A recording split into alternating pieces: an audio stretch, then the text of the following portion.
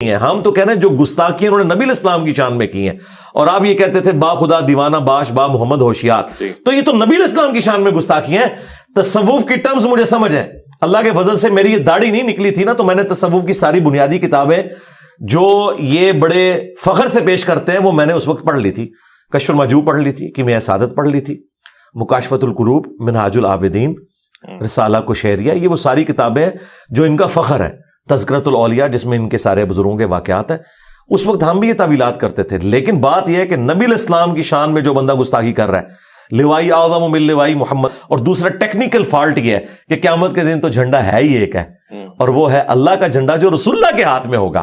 اس کے علاوہ اللہ نے کوئی پیرلل میں اپنا کوئی جھنڈا لانچ کیا ہوا ہے, تو ایسی بات کوئی نہیں ہے. ان کے جواب میں وہ کہتے ہیں صحیح اسناد سے حدیث ثابت ہیں کہ رسول اللہ صلی اللہ علیہ وسلم کا جھنڈا تو حضرت علی کے ہاتھ میں ہے. جی جی, تو وہ جو اللہ کے رسول کے ہاتھ میں جھنڈا ہے وہ تو حضرت علی والا جھنڈا ہے, یعنی یہ دو الگ الگ جھنڈے تو ہو گئے.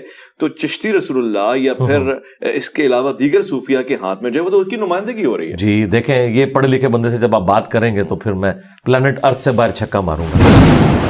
یہ جنگ کا جو جھنڈا ہے اس کا شفاعت کے جھنڈے کے ساتھ کیا لینا دینا؟ کیا ان کا یہ عقیدہ ہے کہ قیامت کے دن جو شفاعت کا جھنڈا ہے وہ حضرت علی نے اٹھایا ہوگا یا عیسیٰ ابن مریم نے اٹھایا ہوگا؟ وہ تو ہمارا فخر ہے. عسیٰ ان یبعثک ربک مقاما محمودا, یہ مقام محمود صرف نبی الاسلام کی خاصیت ہے. یہ بات اگر مولا علی کے سامنے ہوتی نا تو مولا علی وہی کچھ کرتے ان کے ساتھ جو مرہب کے ساتھ کیا تھا, اور وہ کہتے ہیں ظالمو, تم علی کو جو رسول اللہ کا خادم ہے اس کو لا کے شفاعت کے اس معاملے میں کھڑا کر رہے ہو پیرلل میں. اور مجھے بتائیں, جب نبی الاسلام کا جھنڈا حضرت علی کے ہاتھ میں ہوتا تھا تو وہ جہاد فی سبیل اللہ ہو رہا ہوتا تھا نا, تو اس وقت اللہ کا جھنڈا کس کے ہاتھ میں ہوتا تھا؟ کیونکہ اللہ کی راہ میں جہاد ہو رہا ہے, جھنڈا تو ایک ہی ہوتا تھا. تو قیامت کے دن بھی ایک ہی جھنڈا ہے, اس کا نام ہے لواء الحمد.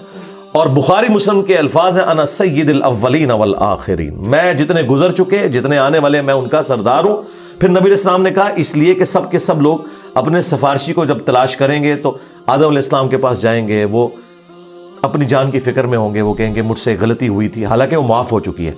یوں کرتے ہوئے نوح علیہ السلام, پھر عیسیٰ علیہ السلام, موسیٰ علیہ السلام, مختلف پیغمبروں سے ہوتے ہوئے الٹیمیٹلی جب عیسیٰ ابن مریم کے پاس آئیں گے وہ کہیں گے آج ایک ہی شخص ہے جس کے ہاتھوں پر شفاعت کا دروازہ کھلے گا, تو محمد رسول اللہ کے پاس جاؤ. نبی علیہ السلام کہتے ہیں کہ میں اس وقت پھر اللہ تعالیٰ کی حمد کروں گا ان الفاظ میں جو اللہ تعالیٰ مجھے اسی وقت تعلیم فرمائے گا, اور اس حمد کی برکت سے میں جب تک اللہ چاہے گا میں سجدے میں رہوں گا, اور پھر اللہ تعالیٰ حکم دے گا کہ اے محمد سر اٹھائیے, آپ بات کریں, آپ کی بات سنی جائے گی, آپ شفاعت کریں, آپ کی شفاعت قبول کی جائے گی. نبی علیہ السلام کہتے ہیں میں خطیب ہوں گا تمہارا. تو نبی علیہ السلام تو انڈیویجول پرسنالٹی ہیں قیامت کے دن کے مہمان خصوصی.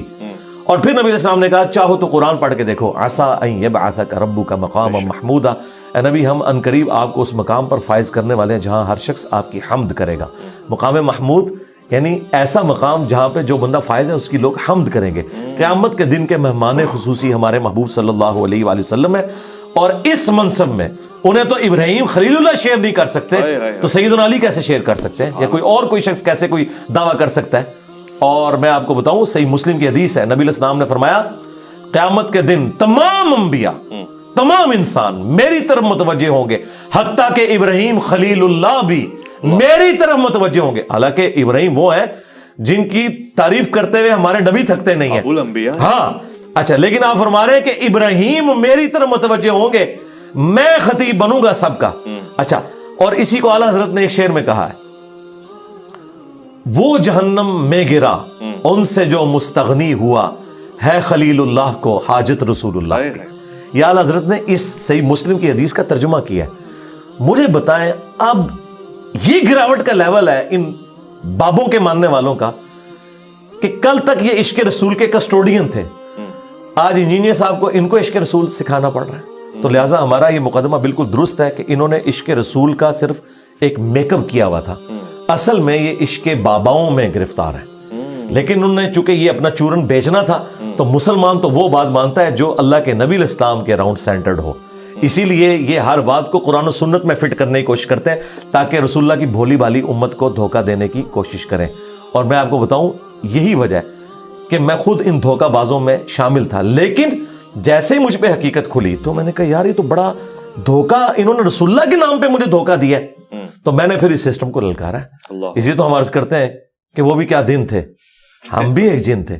آج ہم دیو ہیں, جنوں کے بھی پیو ہیں, یعنی ان مولوی جنوں کے. اللہ اکبر.